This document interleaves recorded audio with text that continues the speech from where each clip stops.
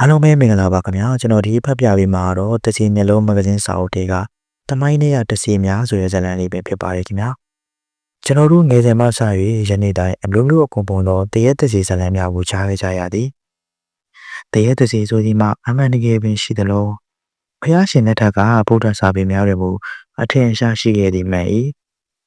ကမ္ဘာသမိုင်းမြမသမိုင်းတွေလည်းတရက်တစီဖြစ်ရများသည့်အထင်ရှားသက်တည်တည်ရှိခဲ့သည်ကိုတွေ့ရ၏ပထမဆုံး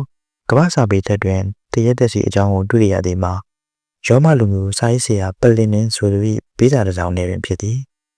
ဘယ်နီကသူမိတ်ဆွေတို့ဦးလံပေးပို့သောစာရဲတွင်တရက်လျှောက်သည့်အကြောင်းအရာကိုအကျယ်တဝင့်ရေးသားဖော်ပြထားခဲ့သည်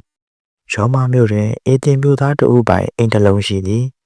အိမ်မှာကြီးမားကျယ်ပြန့်သောလပသည့်အိမ်ကြီးအိမ်အောင်တစ်လုံးဖြစ်တော်လဲနေမဲ့သူမရှိဖြစ်နေလေ၏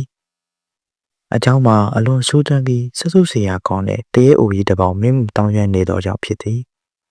တရဲတစ်စီကိုအယုံကြည်မရှိသောဂရိလူငယ်တို့သည်ရဲတင်းစွာဖြင့်ညအိတ်သွားရောက်ကဆန်းသက်ခဲ့ကြသည်ထိုည၌ပင်ထိုလူငယ်တို့ပြည့်ပြည့်ထိတ်လန့်ကအရှုံးပေးထွက်ပြေးခဲ့ရသည်လူငယ်တို့ပြန်ပြောကြသည်မှာထူးဆန်းထိတ်လန့်ပွဲညီညွတ်တန်ကြီးကိုစကြားရကြောင်းအော်ဂလီဆန်မွေယာအနတ်ဂျိုးကြီးတစ်ခုကိုလည်းထိုညီညွတ်တန်ကြီးများနှင့်အတူကလျက်ထွက်ပေါ်လာကြောင်းထို့နောက်လေးလံသည့်တန်ကြိုးကြီးတစ်ခုကိုပုတ်တက်ရွှေ့ရှားလာတဲ့အတန်ကိုကြားရတဲ့အခါတွင်ကြောက်စိတ်ကိုဘလို့မှထိန်လို့မနိုင်ကြတော့ပဲထွက်ပြေးခဲ့ကြခြင်းဖြစ်သည်ဟု၍ထိုနောက်ပိုင်းတွင်မူအဲ့ဒီအိမ်ကြီးကိုငှားရမ်းမိသူတို့ပေါ်ပေါက်လာခဲ့သည်စာရေးဆရာတူဖြစ်သူအေတင်နိုဒရစ်ဆိုသူဖြစ်သည်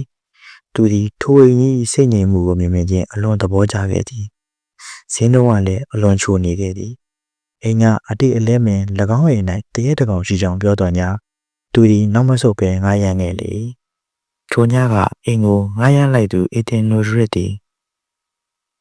စာအုပ်ကုတ်ထဲ၌စိတ်ကိုအမြင့်မြတ်ကဖတ်ရှုနေခြင်းဖြစ်သည်လေးလံသောတန်ချင်းကျိုးကြီးတစ်ခုပုတ်တိုင်ရွေရှားတန်ကရုတ်တရက်ချေလောက်တော့ပေါ်လာသည်သူအန်းထင်ပြီးအတန်လာရာငေးကြည့်နေစဉ်မှာပဲသူရှိတဲ့တွင်အယိုးပြင်းပြင်းချနေပြီးဆွေးမိသောအဝယ်စားများဖြင့်အကိုကြီးတယောက်ဝါးကနေပေါ်ပေါက်လာတော့သည်ဖိုးကြီးပုံမှာဆက်ဆုပ်ရွှေရှာပွဲရာဖြစ်နေသည်အသားတွေကရွှေမြပဲ့ကြနေသည်ပုံမိုး၆ချောင်းဝယ်ကောင်းဒီကအကိုကြီးလက်လက်ဖက်နှင့်တကိုယ်လုံးကိုကြီးမားသောတန်ချင်းကြိုးကြီးတစ်ခုနှင့်ရှစ်ပတ်ကထီနှောင်ထားခြင်းပင်ဖြစ်သည်တန်ချင်းကြိုးကြီးမှာလည်းတန်ကြီးတွေအထက်ထက်ကန်နေလေသည်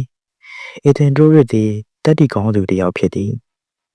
မိတို့မြတုံလို့ခြင်းမရှိပဲအသားအရာပဲလက်တစ်ဖက်ပူဝေရန်ကအဖိုးကြီးကထွက်သွားစေလိုက်သည်ပြီးနောက်ဆာဆက်ဖန်နေလိုက်သည်တဲဝီကြီးကလည်းခေါင်းမာသည်ထမသွားပဲအနားတွင်လက်ဖက်လေးရဲ့ချင်းကျိုးတံများကိုပုံမချင်းလောင်စီကရွေရှားနေသည်တတိကောင်တလောင်စိတ်တူတဲ့သူအေတင်တို့သည်အနားရှိတုတ်တင်ချောင်းကိုခုံဆဲကအဖိုးကြီးကလိုက်ရိုက်လေထိုခါရမှတရဲဝီကြီးလည်းအိမ်ရှိချန်တဲ့သူတန်းနေအောင်ပြေးလေတော့၏အေတင်တို့ကနောက်မှတုံးနေလိုက်ရာခြံထဲရှိခြုံတစ်ခုနားအရောက်တွင်ပျောက်ကွယ်လေသည်အတွေးခေါ်ကောင်းသောအေတင်တို့သည်တရဲဝီကြီးပျောက်ကွယ်သွားသောခြုံမှုနေရာကိုခဲလုံးတစ်ခုဖြင့်အမတ်သားပြုထားခဲ့လေနောက်နေ့မိုးလင်းတော့အေတင်တို့ဟာရှာဆိုတရားသူကြီးတူအိမ်တို့သွားကအကျိုးအကြောင်းပြောဆိုတိုင်ပင်တယ်ထို့နောက်အေတင်တို့နှင့်ရှာဆိုတရားသူကြီးတို့သည်အေတင်တို့၏အိမ်မှကျွန်းများကိုခေါ်ကအေတင်တို့ညကအမတ်သားပြုလုပ်ထားသောတရဲအိုကြီးပျောက်သွားသည့်နေရာကိုတူးခေါ်စေ၏အတန်ကြာတူးခေါ်ပြီးသောအခါအယိုးစုတစ်ခုကိုတွေ့ရ၏အယိုးစု၏လက်နှစ်ဖက်ပုံမူကြီးမားသောတန်ချင်းကျိုးကြီးတစ်ခုနှင့်ခတ်ချီနှောင်ထား၏ရဲဆိုတရားသူကြီးသည်၎င်းအယိုးစုကိုလှည့်ကြည့်ပြီးပြုလုပ်ခဲ့သောမကောင်းမှုတွေရှိပါပြပြောက်ပါစေကြောင်းအမိန့်ပြန်ပေးလေထို့နောက်ရိုးစုလက်မှတန်ချင်းကျိုးကြီးကိုဖြုတ်ပေးလိုက်သည်တက်တော်သောအခမ်းအနားတစ်ခုဖြင့်၎င်းအယိုးစုကိုမြင်းမြုပ်တချို့ပေးလိုက်ကြသည်နောက်ပိုင်းတွင်ချင်းကျိုးတန်လည်းမကြားရတော့တရေဝကြီးကိုလည်းမတွေ့ရတော့ပေအထက်ကအကြောင်းအရာတို့မှာတမိုင်းတွင်အစိုးဆုံးမှတ်တမ်းတင်ထားသောရောမလူမျိုးပလင်၏ပေးစာပါတရက်သက်စီအကြောင်းများပင်ဖြစ်ပါတော့သည်ကျွန်တော်ရဲ့ channel လေးကိုကြိုက်ရတဲ့ဆိုရင်